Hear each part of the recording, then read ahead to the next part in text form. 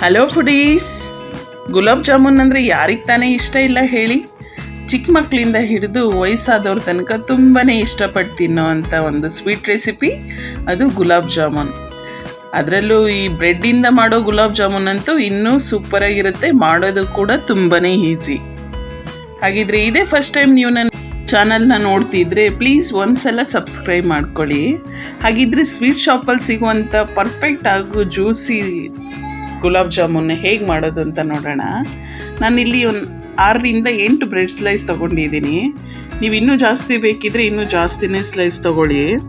ಇದು ಸುತ್ತು ಸೈಡ್ಸ್ ಎಲ್ಲ ಕಟ್ ಮಾಡಿ ಈ ಥರ 4 ಭಾಗ ಮಾಡಿ ಒಂದು ಬೌಲಿಗೆ ಹಾಕ್ಕೊತಿದ್ದೀನಿ. ಇದಕ್ಕೆ ಕಾದಿರೋ ಹಾಲಾದರೂ ಆಗುತ್ತೆ ಅಥವಾ ಹಸಿ ಹಾಲಾದರೂ ನಡೆಯುತ್ತೆ. ಸ್ವಲ್ಪನೇ ಹಾಲು ಹಾಕ್ಕೊಳ್ತಾ ಈ ಥರ ನೀಟಾಗಿ ಮಿಕ್ಸ್ ಮಾಡ್ಕೊಬೇಕು.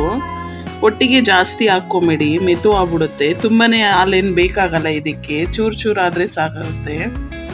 ಈ ಥರ ಸ್ವಲ್ಪನೇ ಹಾಲು ಹಾಕ್ಕೊಂಡು ನೀಟಾಗಿ ಕಲಿಸ್ಕೊಳ್ಳಿ. ಹಾಗಂತ ತುಂಬ ಗಟ್ಟಿಯಾಗೂ ಕಲಿಸೋದಕ್ಕೆ ಹೋಗ್ಬೇಡಿ. ನೋಡಿ, ಕೈ ಗಂಟಬಾರ್ದು. ಈ ಥರ ಸಾಫ್ಟಾಗಿ ಈ ಥರ ಕಲಿಸ್ಕೊಂಡು ಒಂದು 10 ನಿಮಿಷ ಸೈಡ್ಗೆ ಇಟ್ಬಿಡಿ. ಈಗ ಸಕ್ಕರೆ ಪಾಕ ಮಾಡ್ಕೊಂಡ.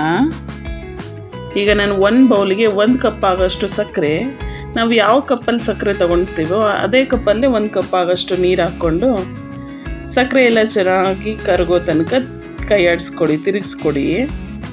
ಈಗ ಸಕ್ಕರೆ ಚೆನ್ನಾಗಿ ಕರಗಿ ಕುದಿ ಬರ್ತಿದ್ದಂಗೆ ಅದಕ್ಕೆ ಫ್ಲೇವರ್ಗೆ ಬೇಕಾದರೆ ಏಲಕ್ಕಿ ಪೌಡರು ಸೇರಿಸ್ಕೊಬೋದು ನೀವು.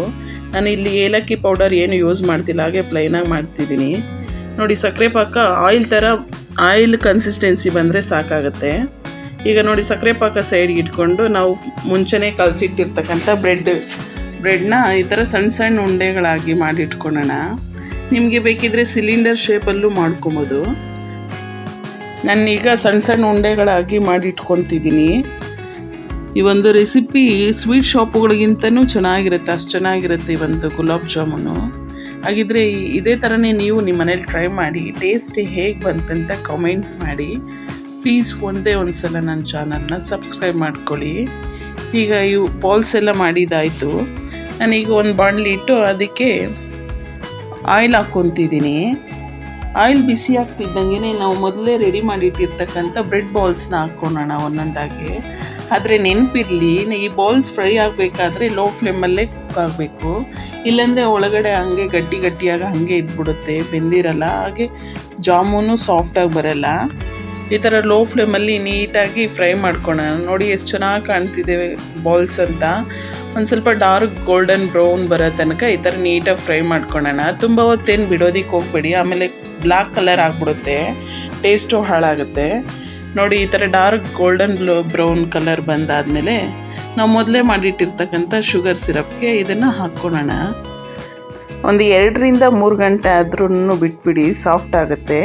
ಇಲ್ಲಾಂದರೆ ನೀವು ಬೇಕಿದ್ದರೆ ನೈಟ್ ಮಾಡಿಟ್ಟು ಬೆಳಗ್ಗೆಗೂ ಚೆನ್ನಾಗಿರುತ್ತೆ ಈ ಒಂದು ಗುಲಾಬ್ ಜಾಮೂನು. ನೋಡಿ, ಜ್ಯೂಸಿಯಾಗಿ ಎಷ್ಟು ಚೆನ್ನಾಗಿ ರೆಡಿಯಾಗಿದೆಯಂತ ಗುಲಾಬ್ ಜಾಮೂನು.